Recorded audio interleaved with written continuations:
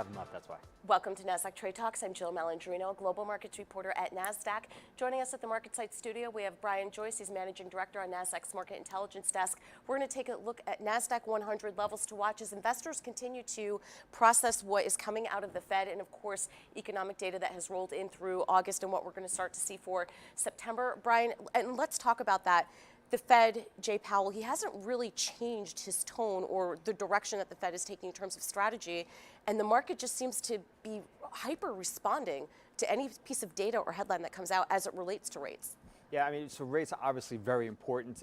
You know, the messaging, communication from the Fed, they see that as a very important tool. They want to try and guide the markets to try and do their work for them. So if they want to raise rates, they're going to, you know, telegraph that in advance. And so right now we have a meeting coming up in a couple of weeks. The next one is September 21st. And, you know, I think the market right now is pretty confident, largely expecting 75 basis point. Yeah, you know, in the month of September, we're largely in a vacuum of earnings, right? It's really just macro that we're focusing on. So let's take a look at the Nasdaq-100 from a technical perspective to see how it's trading and how it's digesting really only on macro. Yeah, so, you know, we had the rally off the June lows. We rallied about 24% on the Nasdaq-100. It was driven by extreme bearish sentiment and positioning going into that. And then we did it throughout the month of August, had some better economic data, CPI data, JOLTS, jobs data, even sentiment was a little bit better. So going into Jackson Hole, I think, you know, the reason why we heard such a strong hawkish message from the Fed, from Powell, was because financial conditions were getting easier, looser again. So as a result of that messaging, we've seen a pullback here. Yesterday was the low of the day before. We bottomed right here at the 61.8% Fibonacci retracement, roughly about 12,000. So that right now I think is the near-term support level, you know, to look at in the index. If we break below that, then maybe we retest or, you know, head down towards those lows that we were initially made back in June, which is roughly around 11,000. And let's move along and talk about relative strength and what you're watching there on a short-term basis and on a longer-term basis, because that longer-term chart is really interesting when you think about historical periods of, you know, ramping up and selling off in the Nasdaq-100. Absolutely. So technology is what we really focus on a lot because it makes up 50% of the Nasdaq-100. We can see from a relative strength chart when we plot that sector over the S&P 500, when that ratio is trending down, that means technology is underperforming. And see, we highlight there the date of the FOMC on August 26th, and since then it's really been trending down quite strongly. It peaked back in December, right around when the market peaked. But this ratio, if you go back longer term, was in a, you know, multi-year, at least 10 plus years uptrend. Over the last 10 years or so, we can see that it actually peaked in the middle of 2020, has been since in the sideways range. For a brief period there, it started to make new highs, but pulled back, and now there's a clearly defined support level.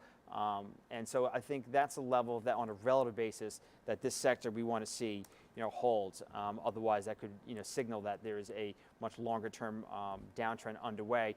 This here now is going back 30 plus years.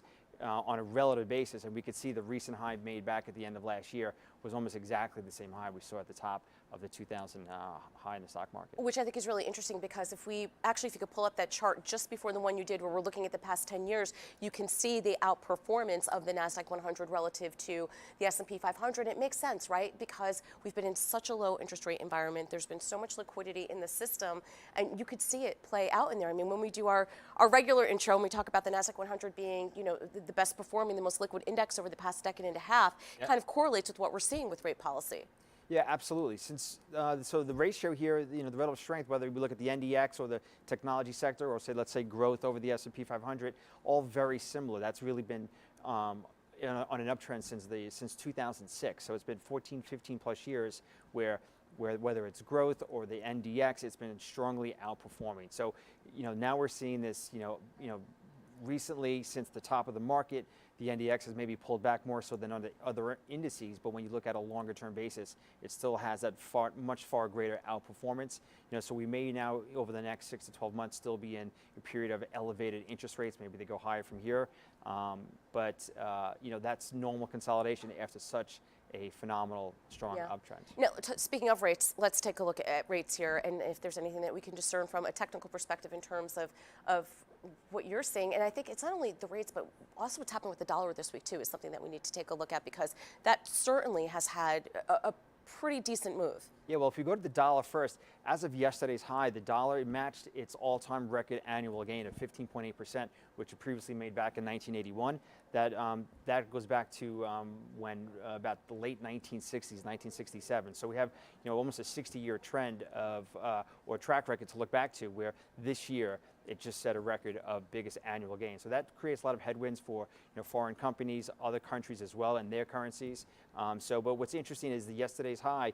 Since then, we pulled back, and this week's candlestick pattern, let me zoom it in for you a little bit, it is looking a little bit toppy here. So I think that would be a positive for the markets in the near term if we could see that this uptrend consolidate and maybe pull back a little bit, and maybe going into next month's earnings season and the end of the year, which seasonally is a particularly stronger time of year of performance. Maybe we can salvage some of the declines that we've seen so far this year in the equity market.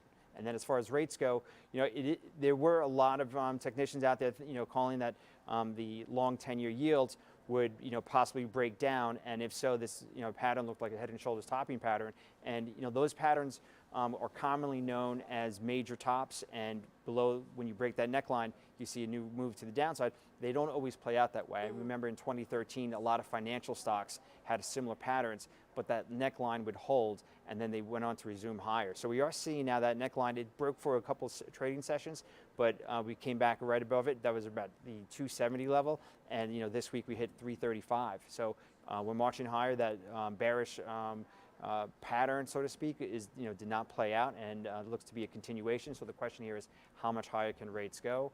We just have to. Yeah, it's almost like the inverse of what we were talking about with the equities chart, right? Where it can either break up or it could break down, but you follow all these historical patterns, and we know that September and October typically are the two most volatile months in the trading calendar. Sure. What are your expectations over the next couple of months? More continued chop as we've seen for most of the year. Yeah, I mean, so for the next couple of months, I think this upcoming earnings season is going to be big. We know that the global economy is facing significant headwinds, particularly in Europe. A lot of geopolitical risk as well. So, and that's really the tough part about it. Geopolitics is such a wild card. We don't know what's going to happen. The Nord Stream 2 pipeline was just closed this weekend or last weekend, and so things like that are very hard to forecast. Just really focusing on the U.S. economy, U.S. markets. I think corporate earnings next month, when they come out, hear what management's going to say. How do margins hold up? What is the revenue outlook? All right, Brian, appreciate the insight as always. Thanks for joining us on Trade Talks. I'm Jill Malandrino, Global Markets Reporter at Nasdaq.